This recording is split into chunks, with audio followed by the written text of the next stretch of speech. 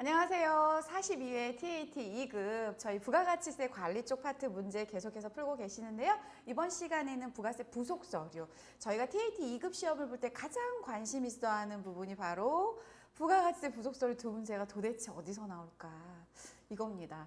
그래서 부가세 부속 서류는 되게 양이 많은데 그 시험 문제를 다 소화하기에 조금 준비가 안 된 수험생들은 여기에 대한 부담감이 좀 많으세요.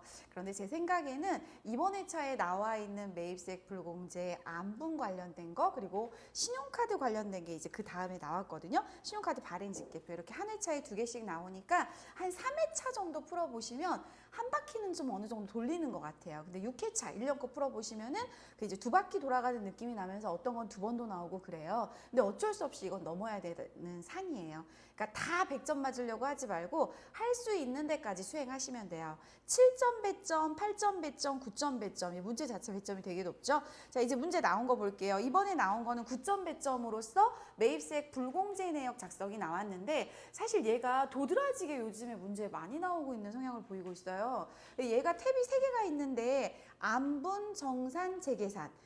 과세사업과 면세사업을 겸용하는 사업자는 과세사업을 위해서 구입한 부분은 매입세액이 공제가 되지만 면세사업을 위해서 구입한 부분은 매입세액이 불공제 처리가 되잖아요. 그런데 나는 과세사업과 면세사업에 같이 사용하고 있는 거야 그러면 야 나눠 이렇게 되는 거예요. 공제받을 수 있는 세액과 공제받지 못하는 세액을 나눠. 이 문제가 거기에서 이제 출제가 된 건데요. 실제로 저희 회사는 과세 매출도 일으키고 있고 면세 매출도 일으키고 있어요. 그럼 감정이입을 좀 시켜보면 여기가 선풍기 회사라서 좀 예를 들기가 좀 그러니까 복숭아 통조림. 제가 복숭아를 엄청 좋아해요. 그래서 저는 사실 여러분한테 강의 오기 전에도 복숭아 통조림을 먹고 왔거든요. 그 정도로 되게 좋아하는데 복숭아도 좋아하고 복숭아 통조림도 좋아해요. 근데 복숭아는 면세, 복숭아 통조림은 과세. 근데 제가 복숭아를 사서 제조해서 복숭아 통조림도 만들고 복숭아를 그냥 그대로 도매로 넘기기도 하고 소매로 넘기기도 한다. 그러면 이 사온 복숭아가 면세 사업에도 들어가고 통조림 제조하는 과세 사업 쪽에도 들어가잖아요. 그렇게 감정이입을 시켜보시면 좋겠어요. 그런 경우에는 실제로 과세와 면세의 공급가액으로 안분 계산을 해서 나눠 가지면 되는데 이 문제가 지금 안분 계산하는 문제로 나온 건데 우리 문제 제시된 거 보기 전에 한번 생각을 해볼게요. 트럭을 샀는데요. 요 과세 매출과 면세 매출에 이 트럭이 다 사용되나 봐요. 그런데 이 트럭의 매입세액이 450인 거예요. 자, 그럼 450만 원의 트럭의 매입세액을 얘한테 나눠 가지려면 지금 저희가 10억 원의 매출을 일으켰어요. 7억은 과세분, 3억 원은 면세분이죠. 그러면 여기가 70%네요. 여기가 30%네요. 그냥 계산해 볼까요? 450만 원의 70%면 얼마예요? 315만 원. 자, 그러면 315만 원은 공제 받아 이 얘기예요. 왜요? 과세 사업분이니까. 그럼 나머지 금액 마이너스 450만 원 450만 원에 곱하기 30% 135만 원. 이거 두 개 더하면 맞죠? 450만 원. 얘가 30%. 이거는 공제 못 받아. 이거는 공제 받아. 이 얘기예요. 그러니까 공제 받을 수 있는 건 부가세 대급금으로 회계 처리해야 되겠죠. 공제 받을 수 없는 건 어떻게 해야 돼요? 트럭 값에 얹어 가야 되겠죠. 여러분 저희 앞서 불공제 매입하는 거 승용차 해봤잖아요. 그러면 얘가 트럭은 원래 매입세 공제되는 아이잖아요. 그냥 러프하게 보면. 그런데 면세 사업에 쓰인 부분 할당량만큼을 불공제 처리를 한다면 얘는 부가세 대급금을 못 띄우고 135만 원이 트럭이 가져가야 되는 거예요. 이거 하라는 거예요. 쉽죠? 어떨 때는 스마트A 더존 프로그램을 구동해서 실기를 하는 것보다 이론적으로 그냥 이해하고 가는 게 훨씬 더 쉬울 수도 있어요. 그러면 부가가치세 대급금은 315만 원 나올 거고 트럭 값이 4,500만 원이 아니고 얘가 들러붙어서 4,635만 원이 나올 가능성이 있어요. 자, 그럼 그 다음 문제 한번 볼게요. 이렇게 제가 약식으로 계산을 해봤는데 이 문제 역시 그거에 대한 프로세스를 진행을 하라는 거겠죠? 보니까 예정신고 기간에 과세와 면세 사업에 앞에 매출액 주어져 있었고요. 공통으로 사용되는 트럭을 샀는데 이 트럭에 대해서 과세 매입으로 우선은 하래요.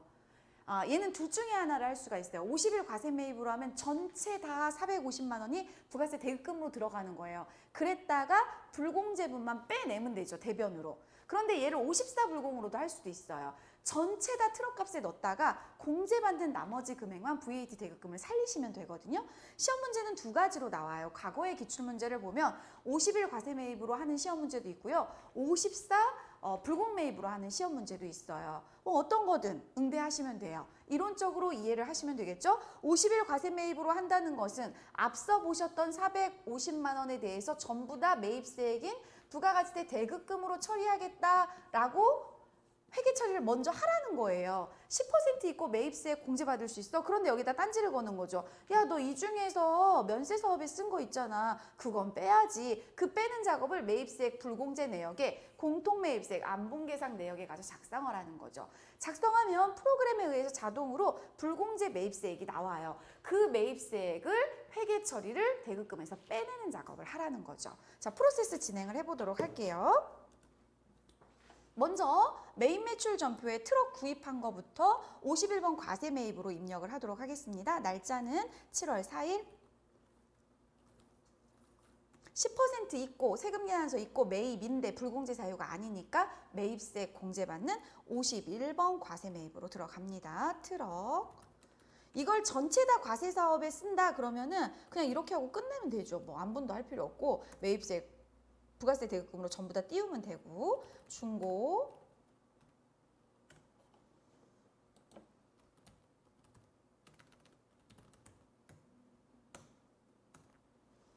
전자세금 계산서는 전자입력 1번으로 처리할 것 1번 넣어주시고요. 자, 대금 관계는 저희가 하단에 외상 미수금으로 되어 있고 문제에서 특별한 얘기는 없지만 외상이라는 건 아직 돈을 안 줬다는 거고 주요 원재료나 상품이 아니니까 뭘로 가요? 미지급금으로 가죠? 따라서 3번 혼합. 차변에 너 원재료니? 나 트럭이거든? 208번 차량원방구로 바꿨어요. 공제받을 수 있는 매입세액이기 때문에 공급가액만 차량원방구로 갔죠? 나중에 줄게 미지급금 대변 253번. 매입 매출 전표는 저희가 입력을 하면 상단부의 거래처 코드를 다 끌고 오기 때문에 하단부의 채권 채무에 대해서는 스스로 위에 거 코드를 가져오니까 확인만 하시면 되겠죠? 미지급금이라는 채무는 중고나라한테 갚을 거. 자, 얘가 만약에 과세 사업에 100% 쓰이는 거다 그러면 이걸로 끝. 그런데 이 중에 면세 사업에 30%가 쓰였다라는 거죠. 그 부분을 도와주는 아이가 바로 매입세액 불공제 내역에 두 번째 시트에 있는 거거든요. 자, 매입세액 불공제 날짜는 얘가 7월 달이니까 2기 예정 7월부터 9월까지. 자, 저 실무에서 부가세 신고할 때 이거 엄청나게 많이 해요. 네, 과세 사업과 면세 사업을 겸용하는 사업자들이 의외로 되게 많더라고요. 그래서 여러분이 이거를 피해갈래야 피해갈 수 없이 계속 시험 문제에 나오는 이유는 얘가 사실은 조금 학문적으로도 깊이 있는 문제이면서 부가세법을 건드린다고 좀 실력 좀 있어라고 했을 때 요 정도를 해내는 능력이 있으면 좀 저 사람 좀 하는구나 라고 느끼게 하는 그런 부속서류라고 보시면 돼요. 자, 먼저 공제받지 못할 매입세액 시트는 54번으로 해서 사유 선택하시면 여기에 승용차 관련된 거다 이렇게 들어오는 시트고요. 3번, 4번, 5번에 되어 있는 이 내용 자체가 바로 과세와 면세 사업에 같이 사용되는 공통재화에 대한 매입에 대한 얘기인데요. 얘는 예정신고 때 안분 계산하는 거고 얘는 6개월로 정산하는 거고 얘는 감가상각 대상 자산이 6개월이 지난, 즉 과세기간이 지난 후에도 계속해서 재계산으로 면세 비율을 따져서 불공해라 공제해라 왔다 갔다 하는 거예요. 실제로 여러분 고정자산 설비를 사는 겸용사업자들은 이게 많이 있겠죠. 근데 이 규정도 예외 규정들이 있어가지고 약간씩 피해가면 재계산을 안 할 때도 많이 나오죠. 지금은 안분해서 나왔는데 다른 회차 기출문제 풀어보시면 정산 재계산 돌아가면서 나오고 있습니다. 계산식은 F2키를 누르시면 공급가액이 주어져 있으면 1번 선택하시면 되는데 저희 앞서 문제에 공급가액 주어져 있었어요. 매입 매출 전표에 공통매입세액 안분계산 내역을 불러오는데요. 기존의 데이터는 삭제됩니다. 근데 저희는 기존에 입력된 게 없어요. 불러오시겠습니까? 그러면 얘는요. 요 자리 값들 중에서 기본적으로 과세 매출, 면세 매출을 끌고 오게 돼 있거든요. 근데 본 시험 문제는 전제 조건이 앞에 주어졌던 과세분 7억 원하고 그리고 면세분 3억 원을 기준으로 풀으라고 하기 때문에 요거를 수정할 거예요. 자, 구분은 생략하셔도 되고요. 공급가액은 트럭의 공급가액 4,500만 원 되겠죠? 그거에 따른 매입세액의 안분 계산을 하는 건데 총 공급가액이 10억 원, 100000000 그 중에서 얘가 불공제 내역서잖아요. 그러니까 분자에 들어가는 아이는 불공제 받는 면세 사업분이 들어가는 거예요. 만약에 분자에 과세 사업분이 들어가면 공제받는 매입세액을 산출하시겠다는 거죠. 근데 이 부분이 지금 7억 원이 과세고 3억 원이 면세니까 30% 저희 아까 계산기 두들긴 거하고 맞았으면 좋겠는데 맞았나요? 135만 원? 비슷한 거 똑같은 거 같죠? 제가 앞화면에서 계산했던 거. 그래서 450만 원에 30% 하시면 이게 나오는 금액인 거죠. 그러면 앞서 회계 처리했던 거 떠올려 보실까요? 부가세 대금 얼마 띄웠어요? 450만 원 띄웠죠. 안 된다는 거죠. 이 중에서 135만 원은 공제 받으면 안 된다고 확정이 됐기 때문에 여러분은 공제받지 못할 매입세액을 회계 처리를 하셔야 되는데 여기서 잠깐 제가 조금 멈춰 볼게요. 제가 이 부분을 이제 실무할 때 직원들한테 막 얘기를 하거든요. 그러면 모르겠다고 해요. 어떤 모르겠다는 게 나오냐면 여기에 이게 나왔으면 됐지 내가 이걸 굳이 또 회계 처리를 해야 되나 이런 생각을 하는데요. 여러분 잘 보세요. 요거는 저희가 회계 처리했죠. 왜요? 회계 개정 과목들이 나오잖아요. 그럼 부가세 대급금은 장부에 가요. 재무제표에 가겠죠. 근데 얘는 회계 처리가 아니에요. 그냥 부가세 부속 서류예요. 그런데 부가세 신고서를 한번 불러와 볼게요. 10월부터 7월부터 9월까지. 이걸 불러오면 여러분이 지금 작업한 거에 의해서 불공제 매입세액이 끌려와져요. 자, 매입세액 불공제 내역을 저장을 해야 끌려와지거든요. 저장하시고요. 얘를 다시 한번 새로 불러오기 눌러볼게요. 예스. 자, 그러면 여기 공제받지 못할 매입세액에 요 금액이 들어왔잖아요. 그러면 살짝 이제 고민해 보세요. 이제 부가세 정리분계 FAT 1급 할 때 배우셨잖아요. 부가세 대급금과 예수금을 정리해서 미지급세금 미수금으로 회계 처리를 하고 나중에 납부할 때 없애고 환급받을 때 없애고 이렇게 하시잖아요. 그걸 하라고 했을 때 장부를 보고 해야 돼요? 부가세 신고서를 보고 해야 돼요? 장부를 보고 하셔야죠. 합계장식산표나. 그런데 부가세 신고서에는 얘가 들어가죠. 어디로? 불공제 자리로. 그럼 여러분은 회계 처리를 450만 원을 공제받겠다고 했어요. 여기 있죠. 트럭이 이제 고정자산이니까 여기 있죠. 이걸 공제받겠다고 했는데 135만 원은 안분 계산한 30%라고 공제를 못 받겠다고 이렇게 부가세법에서 선언을 해버린 거죠. 그래서 부가세 신고를 했어요. 근데 회계 장부는 혼자서 부가세 대급금을 얼마를 떠안고 있어요? 450을 떠안고 있잖아요. 잘못됐잖아요. 그럼 회계장부에서 얼마를 빼내야 돼요? 부가세 대급금에서 135만 원을 빼내야 되죠. 근데 여러분이 매입 매출 전표에 135만 원을 또 입력하면 얘가 또 움직일 거 아니에요. 그럼 또 이상해지죠. 그러니까 일반 전표에 하라는 거예요. 그런데 TAT 2급은 여러분이 어느 정도 실력이 있다고 생각을 하기 때문에 문제 자체에서 이번에는 공통매입세액 안분 계산에 대한 회계 처리를 9월 30일로 입력한다 이렇게 나왔지 일반 전표에 넣어라 이런 얘기는 안 나왔잖아요. 여러분이 알아서 판단을 하셔야 되는 거예요. 친절할 때는 또 일반 전표에 넣어라 이렇게 나올 때도 있어요. 이 부분은 예정신고 기간 말에 작성을 하는 전표다라고 생각하시고요. 차변에 있던 부가세 대급금을 대변으로 보냅니다. 135번이 부가세 대급금이거든요. 방금 계산한 135만 원이 없어집니다. 얘가 자산이죠. 당좌자산. 당좌자산의 감소가 되고요. 얘를 어디에다 얹으시면 돼요? 208번 트럭 값에다가 얹으시면 되겠죠? 135만 원. 자, 어때요? 좀 이해가 가세요? 만약에 요쪽에 대한 걸 처음 접해본다 그러면 요거가 이해가 가면 다른 기출문제를 어떤 걸 좀 풀어보시면 좋냐면 정산 기출문제를 풀어보시는 게 좋고요.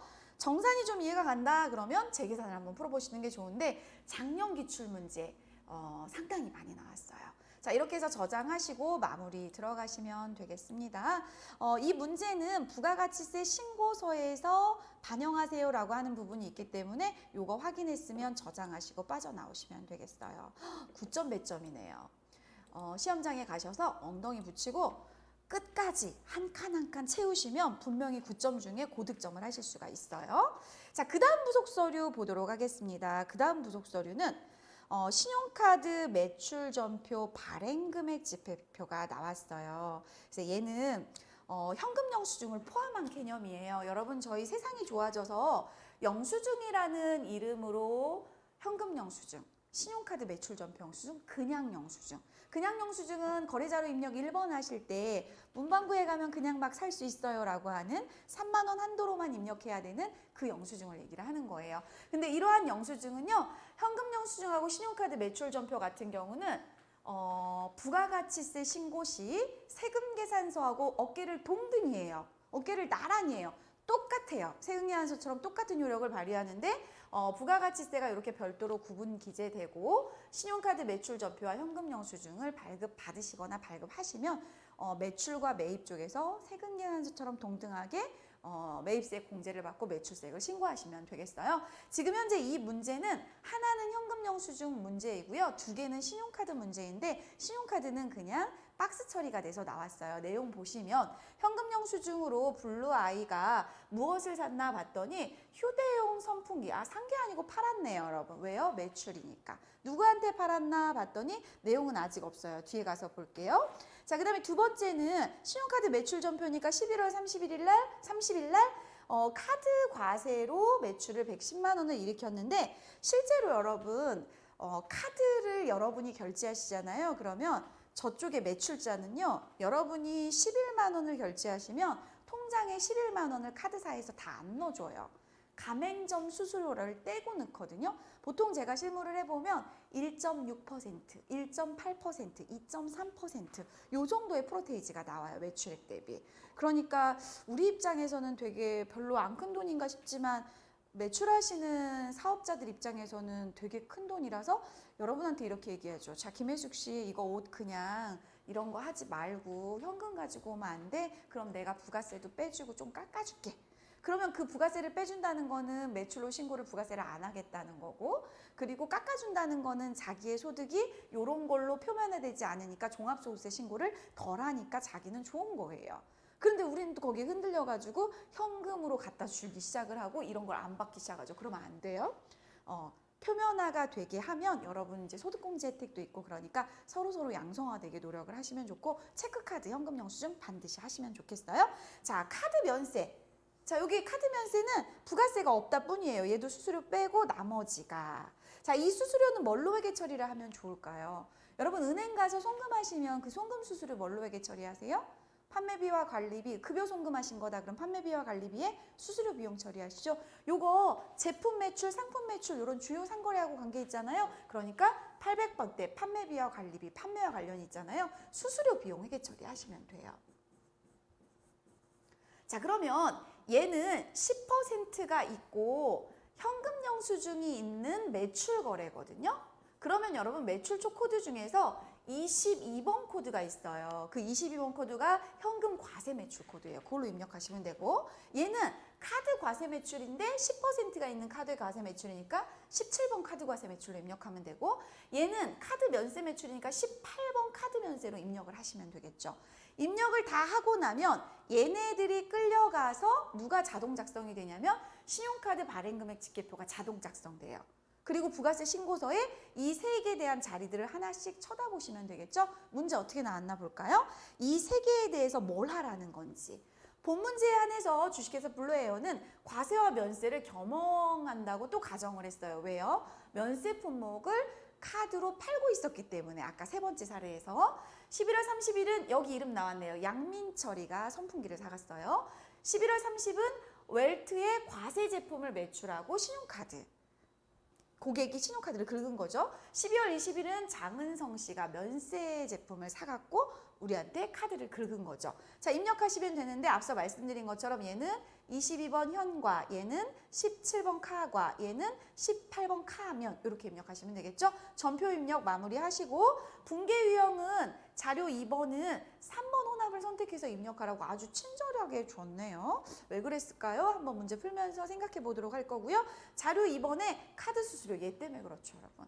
카드 수수료가 있으니까 4번 카드로 넣지 말고 혼합으로 해서 카드 수수료에 대한 회계 처리하라는 거죠. 비용 처리하시고요. 입금 예정액은 추후에 입금이 될 예정이니까 외상매출금으로 하래요. 왜요? 제품 매출이니까.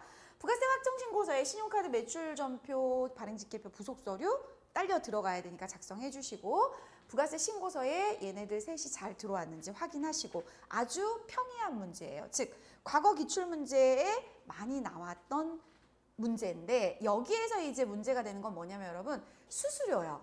카드 수수료를 처리하는 게 여러분의 지금 함정이에요. 이것 때문에 시험장에서 조금 힘들었을 수 있는 그런 시험 문제다라고 보시고 그것만 딱 수수료 비용하고 나머지 외상 매출금 부분에 대해서 이제 받으시는 금액으로 외상 매출금 하시면 되는 거 같이 해볼게요. 자, 먼저 여러분 10월 30일 날 선풍기 판 거부터 해볼까요? 메인 매출 전표 입력에 22번 현금과세, 22번은 10%가 있는 현금 영수증이라는 매출 의미를 가지고 있어요. 제품을 매출했어요. 수량과 단가는 나와 있지 않고요. 여러분 있잖아요.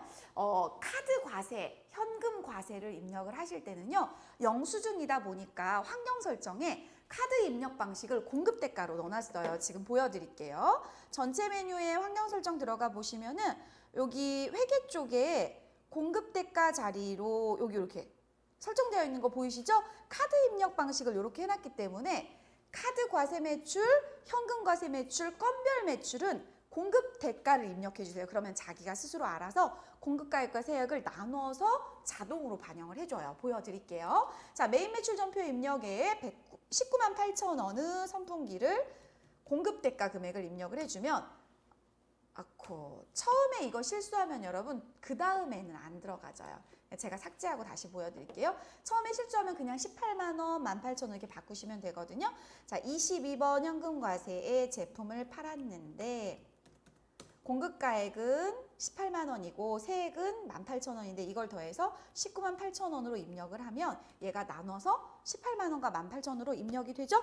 자, 거래처는 개인인 양민철 씨 되겠고요. 자, 그리고 얘는 현금 영수증이다 보니까 전자세금이 필요 없겠죠? 현금이니까 분계는 1번 들어갑니다. 현금 총액. 대변에 너 제품 매출 받니? 오케이. 나 제품 매출 수익 발생. 대변에 부가세 예수금 유동부채 증가. 차변에 현금 총액으로 19만 8천 원 당좌 자산의 증가 거래가 되겠습니다.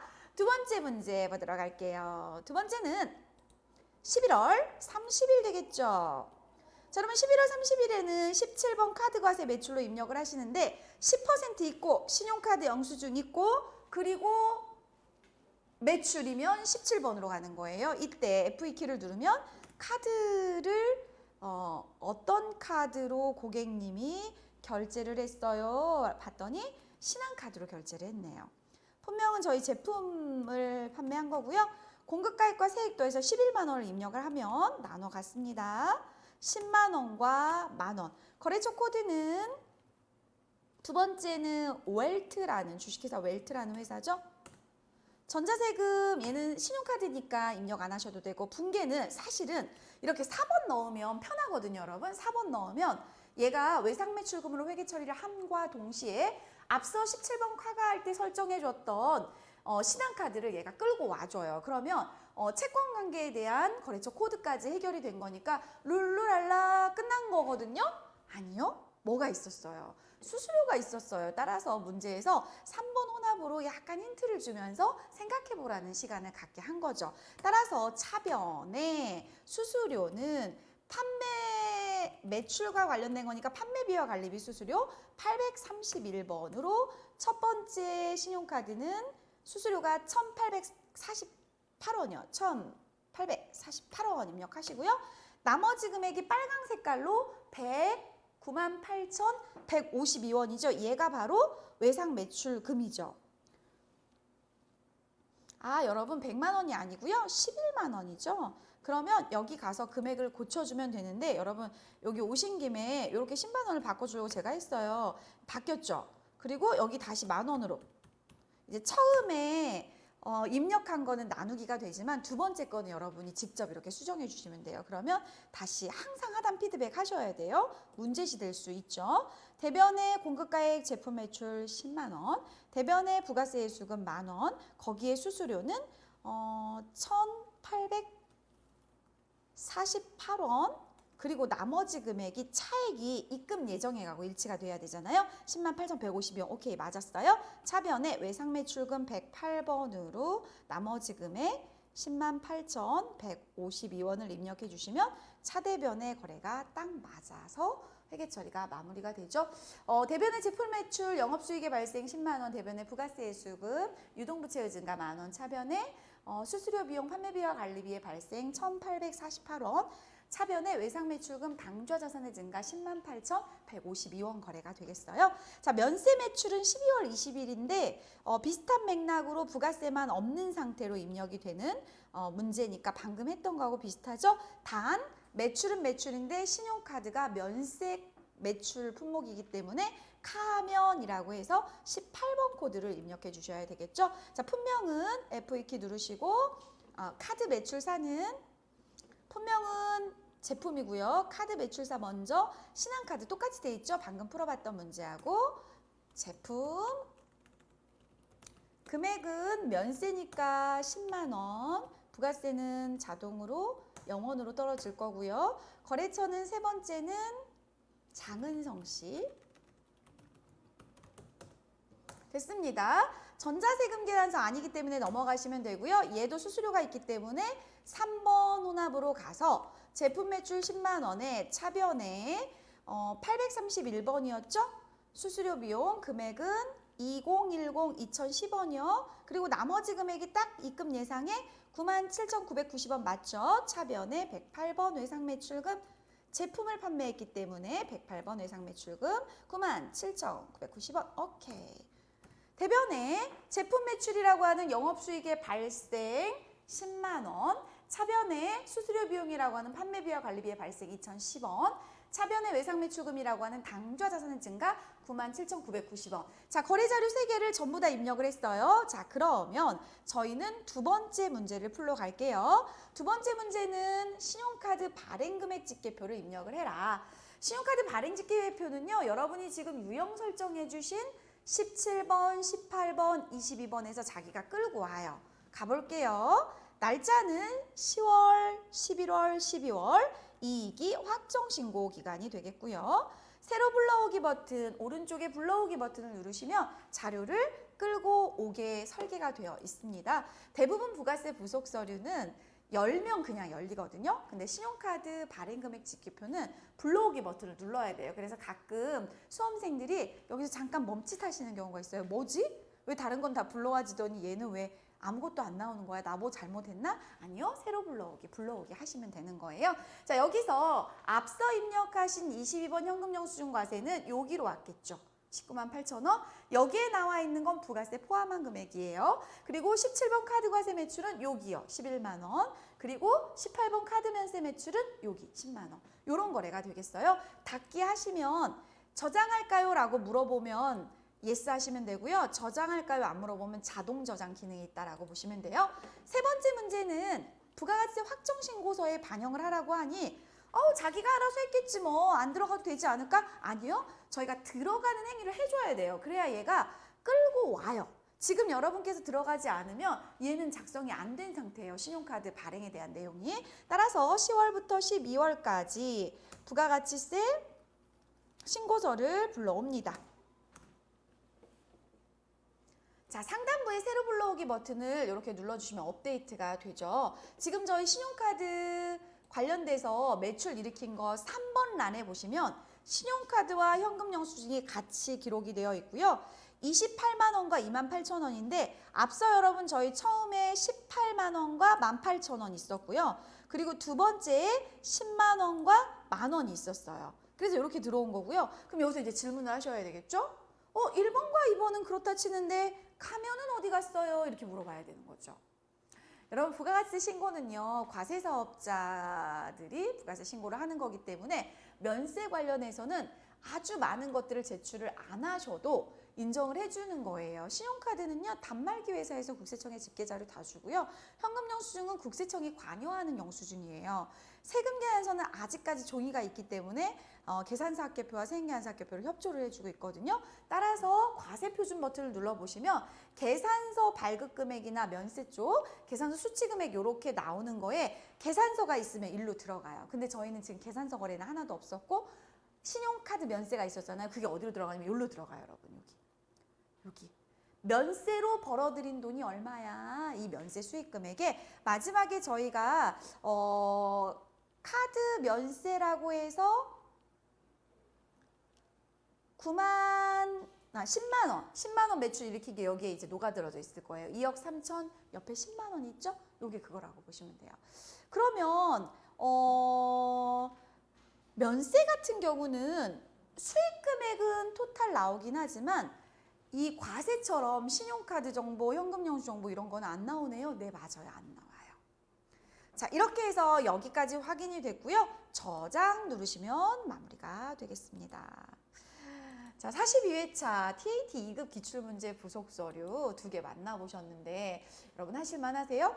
부가가치세 잠깐 이제 정리하고 결산 들어갈 건데요. 42회차 기출문제 부가가치세 같은 경우는 항상 무조건이야 나오는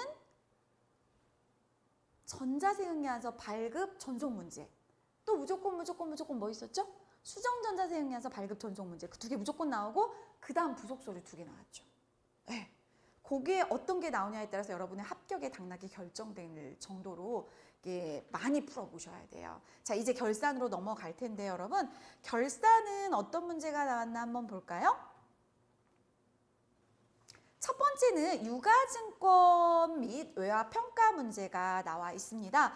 여러분 있잖아요. 저희가 단기매매증권 같은 유가증권을 가지고 있으면 시장성 있는 유가증권에 대해서 기말에 공정가치로 평가하도록 회계 기준은 하라고 하고 있죠. 따라서 이 문제를 보셨을 때 키워드는 유가증권 및 외화평가인데 나온 거는 유가증권에서 나왔네요. 단기매매증권.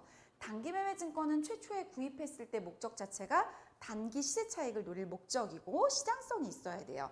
그래서 여기 보니까 백세 제약에 2018년도에 취득한 부분에 대한 취득원가와 공정가치 그리고 2020년도 공정가치가 주어져 있는데 작년 연말에 여기에서 평가 한번 했겠죠. 640만 원으로 상승시키는 평가이익이 나왔겠죠. 그러면 지금 현재 재무상태표에는 작년 연말 금액인 640만 원이 있을 거예요. 그러면 지금 640만 원 있는 거에 연말이 돼서 공정가치를 따져보니 얼마가 올랐어요? 네, 150만 원이 올랐죠? 여기서 상승했네. 150만 원. 자, 그 다음에 청솔건설은요. 2020년도 11월에 취득을 해서 지금 첫 번째 평가하는 시간이죠. 얘는 하락했네요. 얼마가요? 20만 원이. 이렇게. 그러면 이 문제는 종목별로 결산 정리를 수행을 해라. 이 종목이라 함은 어떤 얘기를 하는 거냐면요. 따로따로 하나하나씩 거래가 되는 증권을 얘기를 하는 거예요. 그러니까 얘 하나의 종목, 얘 하나의 종목 이렇게 보시면 돼요. 그러면 얘 회계처리 하나 들어가고 얘 회계처리 하나 들어가고 같이 회계처리 들어가 보도록 할게요. 각각 하라고 했으니까. 일반 전표 입력에 12월 31일자로 차변에 단기매매증권 107번이죠. 상승시킵니다. 150만 원. 얘는 증가했고요. 그리고 대변으로 단기매매증권 평가이익. 미실현 손익이지만 단기 실차익을 노릴 목적인 단기매매증권 평가이익은 손익계산서의 영업의 수익으로 갈 수가 있어요. 따라서 905번에 단기매매증권 평가이익 150만 원. 자, 종목 중에 두 번째 종목은 차변에 있던 단기매매증권이 대변으로 감소해야 되겠죠. 왜냐하면 하락했으니까. 얼마가? 20만 원이. 대변으로 20만 원 감소시키고요. 요거에 따른 평가 손실을 차변에 단기매매증권 평가 손실로 입력하시면 되겠죠. 됐습니다. 자, 정리해 볼까요? 차변에 단기매매증권 당좌자산의 증가 150, 대변에 단기매매증권 평가이익 영업의 수익이 발생 150, 대변에 단기매매증권 당좌자산의 감소 20만 원, 차변에 단기매매증권 평가손실 영업의 비용의 발생 20만 원. 요건 어쩔 수 없이 종목별로 평가하라고 해서 이렇게 했는데 만약에 문제에서 하나의 전표로 회계 처리하세요 이렇게 나오면 차변의 단기매매증권을 뭘로? 130만 원으로, 대변의 단기매매증권 평가이익을 130만 원으로 통합해서 하시면 되겠죠. 여기 종목별이라는 단어 때문에 조금 혼란이 오셨는지 모르겠지만 회계기준에서 이 종목별이라 함은 시장에서 독립적으로 가격이 형성돼서 팔리고 있는 그런 것들을 종목별이라고 하기 때문에 회사 두 개 거를 각각 종목별로 분석해 주셔야 돼요. 자, 두 번째 문제 보도록 하겠습니다. 두 번째 결산 문제는 재고자산, 감모손, 평가손. 이거 반가운 문제. 별표 5개요. 왜요? 저희 앞서 이론할 때 제가 뒤에 실기에서도 이거 정말 많이 나오는데요 라고 말씀드렸죠. 같은 회차 42회차에 이론에서도 옳고 그름 따지는 문제가 있었고 지금 실무에서도 평가손실, 감모손실 뭐가 나왔어요? 수량 차이가 나왔으니까 감모손실. 평가손실은 가격 차이. 감모에 대해서 나왔네요. 500개가 장부했는데 실사가 480개래요. 20개 어디 갔지? 감모 20개. 300개가 장부에 있는데 실사 수량 290개래요. 10개 어디 갔지? 10개 감모. 자, 내용을 보아하니 상품 부족 수량 20개는 영업부 직원의 이게 복리후생비로 사용이 약으로 쓸게요. 될 것이래요. 그리고 두 번째 제품 수량 부족 10개는 도난당했나? 누가 가져가 버렸나? 비정상적이라고 러프하게 문제를 줬어요. 그럼 얘는 뭘로 가야 돼요? 영업의 비용인 재고자산, 감모손실로 가야 되겠죠.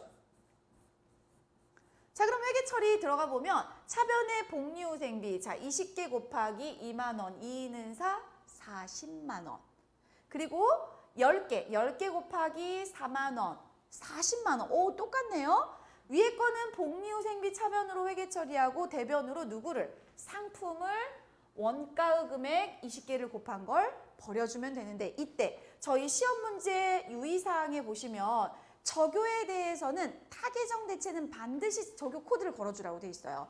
타계정 대체에 적요 8타를 걸어주는 사례가 지금 이 두 문제인 거예요. 여러분 원래 상품이나 제품은 뭐 하려고 갖고 있는 거예요?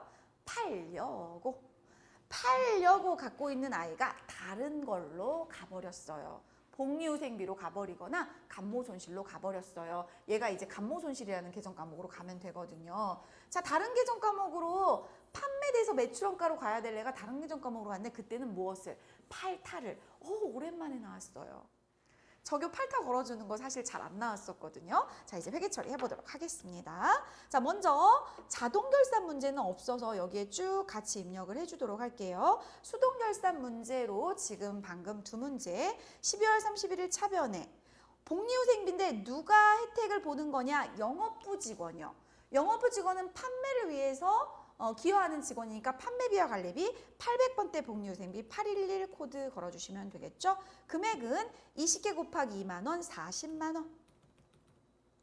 얘가 돈이 나가서 복리후생비를 뭘 사온 게 아니고 우리 거 무엇을? 상품을 직원에게 복리후생 목적으로 사용을 하게 됐나 봐요. 146번이죠, 상품이. 네, 이렇게 해서 요때 여기서 밑에 보시면은 타계정으로 대체됐어요 라는 8번 코드 있죠? 요걸 걸어주셔야 뒤에 가서 보고서 작성이 될 때 다른 계정으로 재고자산 상품이 넘어갔어요 라고 보여주는 거예요. 8번 타계정 대체 40만 원. 그 다음 문제는 차변이 재고자산 감모손실인데 재고자산 감모손실 중에 비정상 감모니까 영업의 비용인 900번대 감모손실 들어가면 돼요. 939번이네요. 금액은 똑같이 40만 원이죠. 왜냐하면 얘는 10개인데 단가가 한 개당 4만 원이니까 곱하면 40만 원 나오죠. 금액이 우연의 일치로 둘이 똑같네요. 그리고 대변에 이번에는 제품이죠, 여러분. 제품도 판매 목적 재고자산인데 다른 이름으로 대체됐으니까 08번 타계정 대체 걸어주시는 거. 이렇게 해서 두 문제 정리해 볼게요. 차변에 복리후생비 판매비와 관리비의 발생 40만 원, 대변에 상품 재고자산의 감소 40만 원, 차변에 재고자산 감모손실 영업의 비용의 발생 40만 원, 대변의 제품 40만 원, 둘 다 8타 걸어줘야지만 문제가 없이 담아줄 수 있다. 그러면 이것만 안 걸으면 어떻게 되나요? 다 없어지나요? 점수가 아니요. 부분 채점이 이루어지니까 할 수 있는 한 최대한 정성을 다해서 풀어주시면 되겠어요. 자, 여기까지 해서 42회 TAT 2급 주식회사 블루에어의 결산까지 마무리를 했어요. 이제 다음 시간에는 25점 배점에 해당하는 근로소득 관리를 같이 만나보도록 할 텐데요. 여러분 지금 잘 따라오고 계시죠? 눈으로만 보는 공부는 공부가 아니에요. 회계는 직접 손으로 입력하셔서 공부를 하셔야 됩니다. 여러분 있잖아요. 그 누군가한테 기회가 딱 왔을 때 기회를 잡은 사람 있죠? 그 사람은요, 기회가 올 때까지 둔하게 계속 준비한 사람이래요. 여러분 지금 둔하게 계속 준비하고 계시면 언젠가 그 기회는 다른 형태로, 취업이라는 형태가 아니면 자격증 합격이라는 형태가 아니면 다른 형태로도 분명히 온대요. 그걸 믿으시고 이제 다음 시간까지 마무리하는 강의까지 열심히 같이 함께 입력하면서 해주세요. 다음 시간에 인사급여 파트로 만나 뵙도록 하겠습니다.